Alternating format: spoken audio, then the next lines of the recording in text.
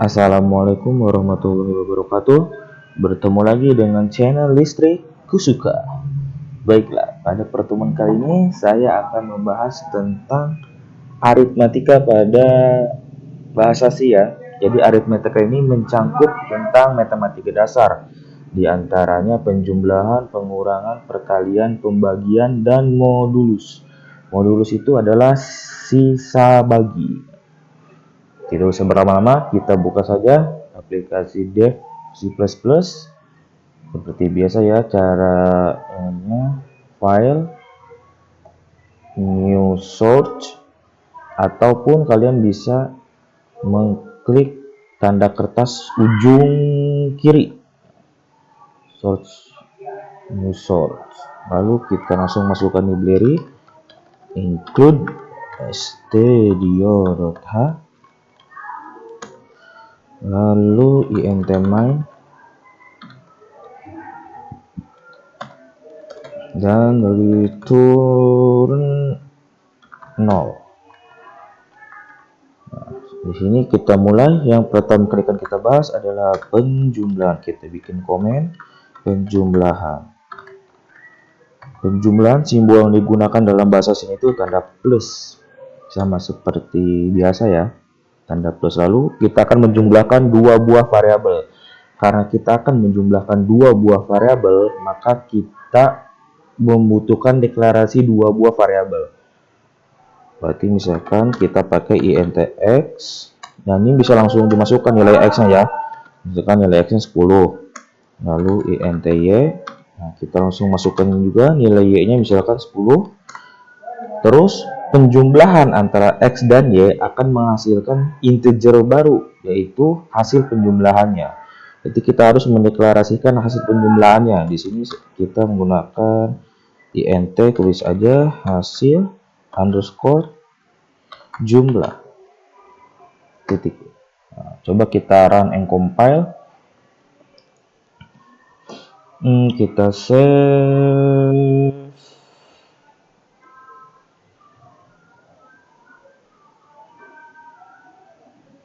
Kita bikin folder baru, pertemuan 2.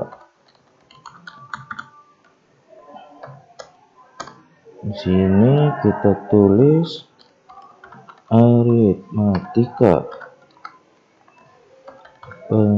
Aritmatika ya, aritmatika.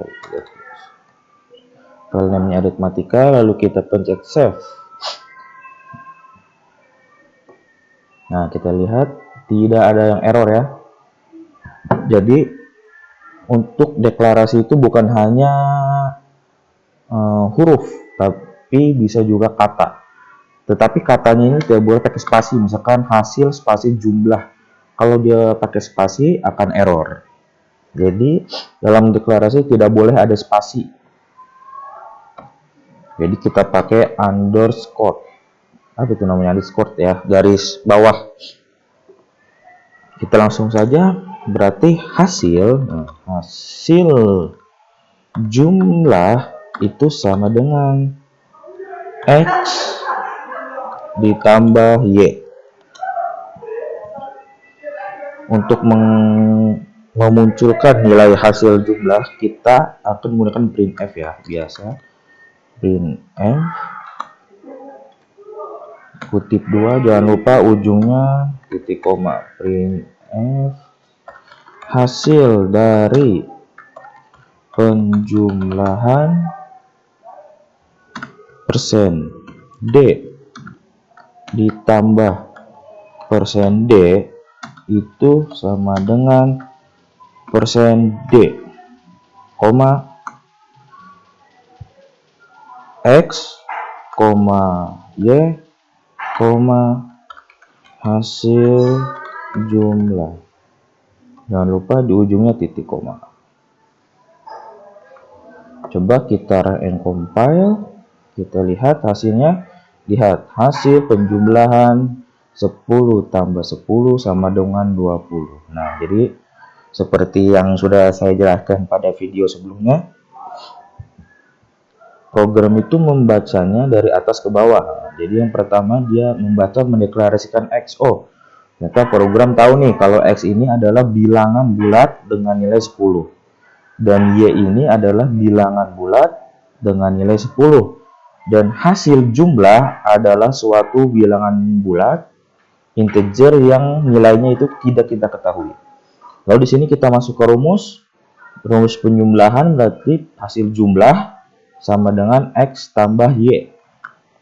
Nah, di printf ini kan printf kan fungsinya untuk menampilkan sesuatu ke layar ya, menampilkan sesuatu ke layar. Kita lihat yang akan ditampilkan adalah hasil dari penjumlahan %D plus %D itu sama dengan %D. Nah, %D yang pertama ini nih, ini adalah %D-nya punyanya si X.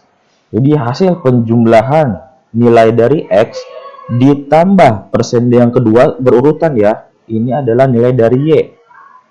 Sama dengan %D yang ujung itu adalah nilai dari hasil jumlah.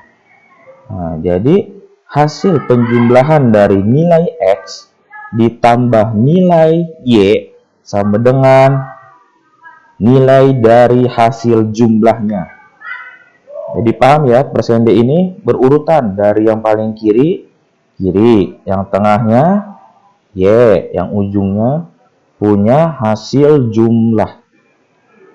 Oke, gampang ya. Lanjut. Yang kedua, pengurangan. Tanda dalam pemrogramannya itu minus, sama aja. Biar cepat, kita bisa langsung copy paste.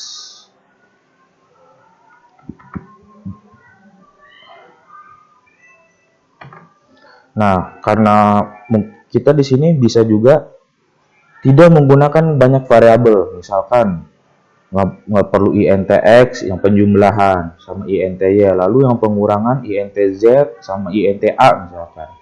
Karena nilai yang hasil dari penjumlahan ini kita tidak butuhkan lagi, nilai X dan Y di penjumlahan kita tidak butuhkan lagi karena hasilnya sudah di printf, kita pakai lagi saja nilai X. Kita timpah nilai X dengan nilai yang baru. Umpamanya nilai X-nya itu 8, nilai Y-nya itu 4. Nah, nanti di pengurangan nilai X dan Y-nya itu bukan 10 sama 10. Tetapi di dalam pengurangan ini nilai X-nya itu 8, nilai Y-nya itu 4. Jadi yang tadinya X-nya nilainya 10 ditimpah nilai X-nya jadi 8. Yang tadi nilai Y-nya itu 10 ditimpah nilai Y-nya jadi 4. Dan tidak perlu pakai INT lagi karena program sudah tahu kalau X ini adalah integer di awal ya, di paling atas. Y ini adalah integer. Lalu kita butuhkan INT hasil pengurangan. Pengurangan. Oke, kita copy saja biar cepat. Berarti hasil pengurangan itu sama dengan X dikurang Y. Nah, maka hasil dari pengurangan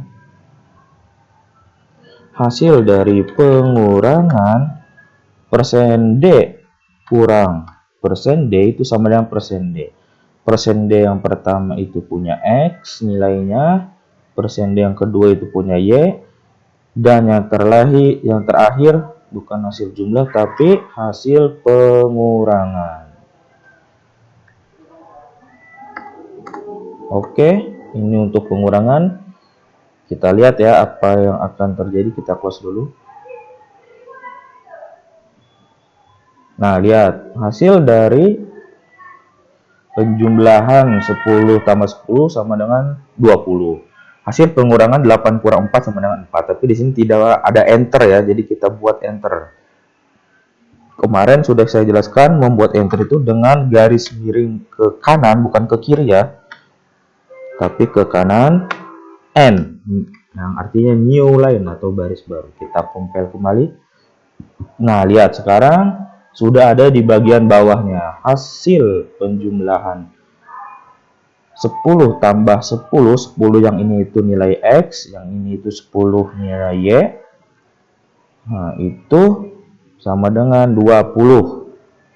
Sama dengan hasil jumlahnya. Untuk pengurangan Itu juga sama, nilai X-nya kita timpah jadi 8, dikurangi nilai Y-nya kita timpah jadi 4, 8 kurang 4, hasilnya adalah hasil pengurangan 4. Cukup mudah kan untuk matematika dasar dalam pemrograman bahasa C. Selanjutnya perkalian. Dalam perkalian simbolnya itu adalah bintang.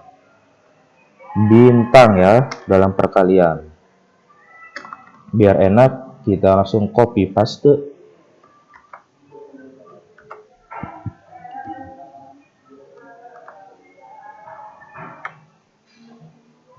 Perkalian. X-nya kita ganti misalkan 5 dikali 7. INT-nya, kenapa ini harus pakai INT lagi? Karena variabelnya beda ya. Yang ini mah nanti hasil perkalian, yang ini mah hasil pengurangan INT. Karena dia harus dideklarasikan dulu sebelum dipanggil di sini. Kalau dia tidak dideklarasikan pasti error. Kita jajal. Misalnya kita tidak deklarasikan, nah pasti error. Karena hasil pengurangan ini dia tidak tahu komputer itu hasil pengurangan ini apa gitu, variabel apa. Kita harus deklarasikan terlebih dahulu. Hasil penjumlahan, hasil pengurangan, dan hasil perkalian. Kita ubah yang ini hasil perkalian. X dikali pakai bintang Y. Hasil dari perkalian. Persen D dikali persen D itu X dikali Y, hasilnya itu hasil perkalian. Nah, oke, sekarang kita coba. Oh iya, kita belum kasih 1 enter ya, kita kasih 1 enter, garis miring N. Oke, kita coba lagi. Nah, lihat ya, hasil penjumlahannya X tambah Y itu 20, ditimpah X-nya 8, Y-nya 4, dikurangi hasilnya 4, ditimpah lagi nilai X-nya 5, Y-nya 7, dikaliin hasilnya 35. Oh, ini jangan bintang ya, ini bisa kita pakai gini aja. Nah, biar lebih bagus. Sip. Oke. Ini tanda X-nya, ini tanda kalinya ini pakai huruf X. Selanjutnya perkalian pembagian. Simbol pembagian itu biasa, bagi. Garis miring pembagian. Garis miring ke sebelah kiri. Oke, kita ganti misalkan pembagiannya itu 20, X-nya 20, Y-nya 4. Kita timpah lagi nilai X dan Y-nya. INT-nya kita ganti INT pembagian. INT hasil pembagian. Maka INT hasil perkaliannya kita ubah, kita ganti. Maka hasil dari pembagian.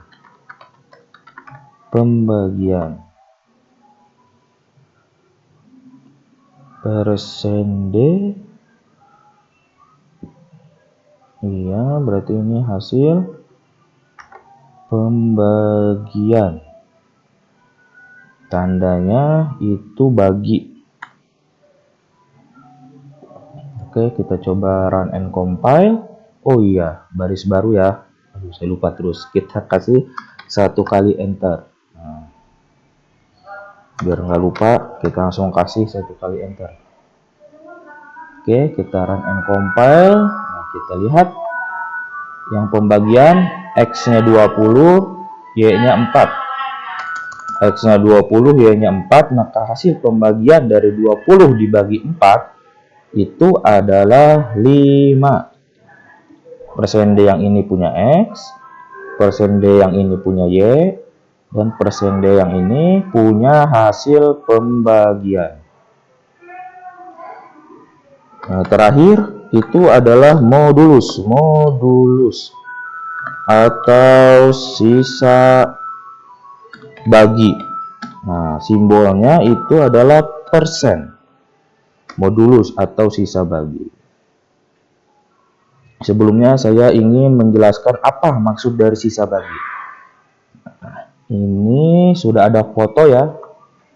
Ini adalah sisa bagi. Nah, jadi contohnya 11 dibagi 2. Nah, 11 dibagi 2 itu kan dapat 5. 5 ini dikalikan 2, 10. 10 ini dikurangin, sisanya 1. Nah, yang di bawah ini namanya sisa bagi yang 1.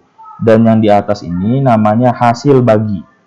Nah, jadi sisa bagi, nih saya kasih penjelasan ya. Jadi untuk bilangan ganjil